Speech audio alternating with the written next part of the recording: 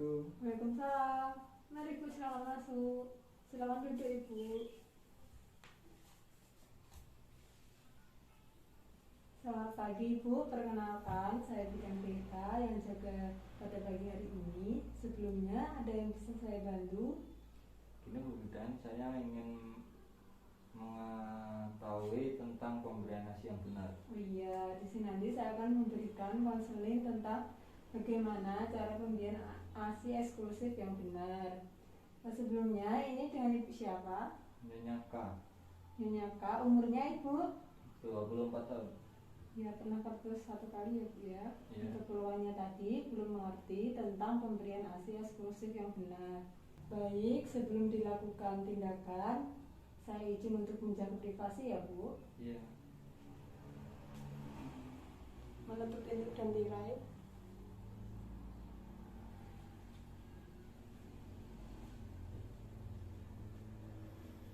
Apakah Ibu sudah bersedia?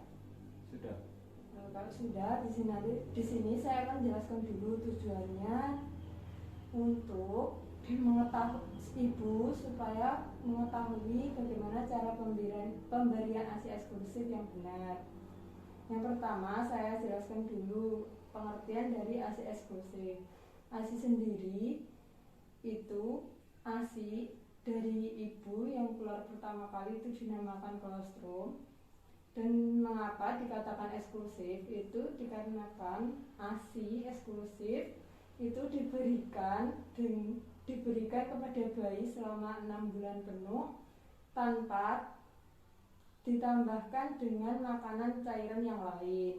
Lalu untuk manfaat ASI sendiri itu sebagai nutrisi, daya tahan tubuh, lalu meningkatkan kecerdasan, meningkatkan jalanan kasih sayang, menghemat biaya, obat-obatan, menciptakan generasi penerus bangsa yang tangguh dan berkualitas.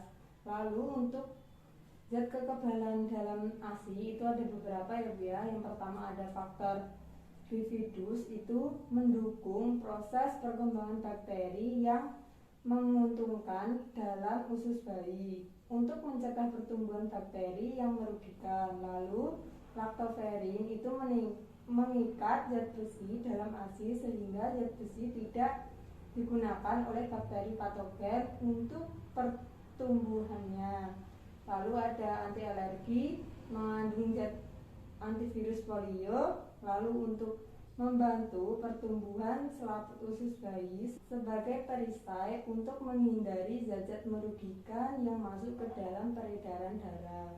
Lalu untuk jenis-jenis ASI itu dibagi menjadi 3. Yang pertama ada kolostrum, merupakan cairan yang pertama kali kental dengan warna kuning kekuningan dibandingkan susu matur. Lalu dekresi hari pertama sampai ketiga, bila dipanaskan akan menggumpal sedangkan ASI matur tidak.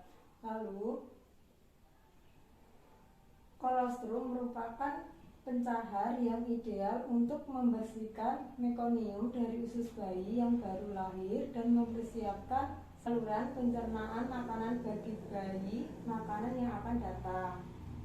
Selanjutnya lebih banyak mengandung karbohidrat, protein, mineral, antibodi, memberikan perlindungan bagi bayi sampai umur 6 bulan dibandingkan dengan ASI matur.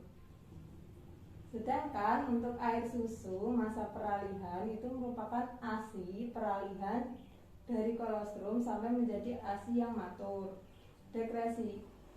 Dekresinya dari hari keempat sampai ke-10. Kadar protein makin rendah sedangkan kadar karbohidrat dan lemak semakin meningkat dan volume juga semakin meningkat. Yang terakhir itu ada air susu matur. Air susu matur merupakan ASI yang disekresi pada hari ke-10 dan seterusnya. Komposisi relatif konstan. Lalu disebut juga dengan cairan berwarna putih kekuningan yang diakibatkan dari kasein, riboflavin, dan karotin yang terdapat di dalamnya. ASI matur tidak menggumpal jika dipanaskan, juga terdapat Mikrobia, faktor antara lain itu ada antibodi atau kekebalan terhadap infeksi, lalu ada protein dan hormon-hormon. Selanjutnya, bagaimana cara memperbanyak produksi ASI? Yang pertama, bayi menyusu setiap 2 jam selama 10-15 menit di setiap payudara. Bangunkan bayi, buka baju atau bedong yang membuat rasa gerak. Duduklah selama menyusui ya Bu. Selanjutnya, pastikan bayi menyusu dengan posisi yang baik, menempel pada ibunya dan menelan secara aktif. Susui bayi di tempat yang nyaman dan minumlah setiap kali menyusui. Selanjutnya, tidur bersebelahan atau dekat dengan bayi sehingga dapat menyusui setiap saat. Lalu, cukup istirahat dan cukup minum ya Bu. Untuk cara pemerahan ASI dengan tangan itu kita pertama siapkan cangkir atau gelas tertutup yang telah dicuci dengan air mendidih. Lalu payudara dikompres dengan kain handuk yang hangat dan dimassage dengan kedua telapak tangan dari pangkal ke arah kalang payudara. Ulangi pemijatan ini pada sekitar payudara secara merata. Selanjutnya, dengan ibu jari di sekitar kalang payudara di bagian atas dan jari telunjuk pada sisi yang lain. Daerah kalang payudara diperas dengan ibu jari dan jari telunjuk. Jangan memijat atau menekan puting karena dapat menyebabkan rasa nyeri dan lecet. Setelah itu, ulangi tekan, peras, lepas, tekan, peras, lepas. Pada mulanya ASI tidak keluar, setelah beberapa kali maka ASI akan keluar. Yang terakhir, gerakan ini diulang pada sekitar kalang payudara pada semua sisi agar yakin bahwa ASI telah diperas dari semua segmen payudara.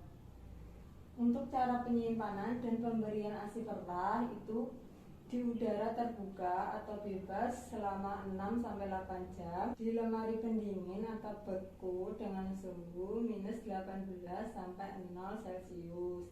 6 bulan ASI yang telah didinginkan bila akan kualitasnya akan menurun, yaitu unsurnya kekebalannya.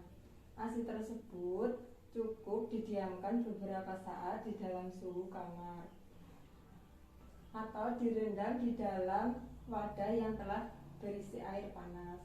Memberikan ASI perah dengan menggunakan sendok ya Bu. Selanjutnya, cara penerapan eksklusif bagi ibu yang bekerja itu selama cuti hanya memberikan ASI saja, tidak boleh ditambahkan makanan atau minuman cairan yang lain. Selalu sebelum masa cuti habis, ubah pola minum bayi dengan ASI perah. Sebelum berangkat, usahakan susui bayi terlebih dahulu. Lalu selama di kantor, perah ASI setiap 3-4 jam. Simpan di lemari es dan dibawa pulang. Setelah dihangatkan, diberikan dengan sendok ya Bu.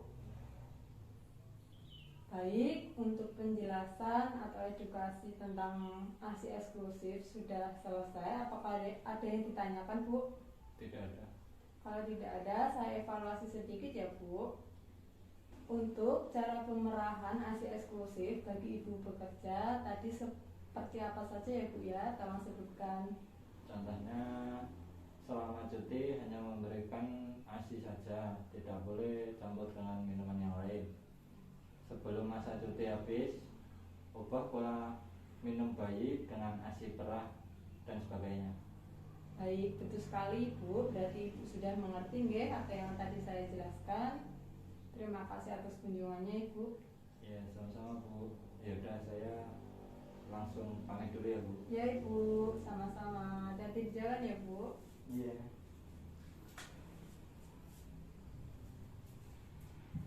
Selanjutnya bidang melakukan dokumentasi.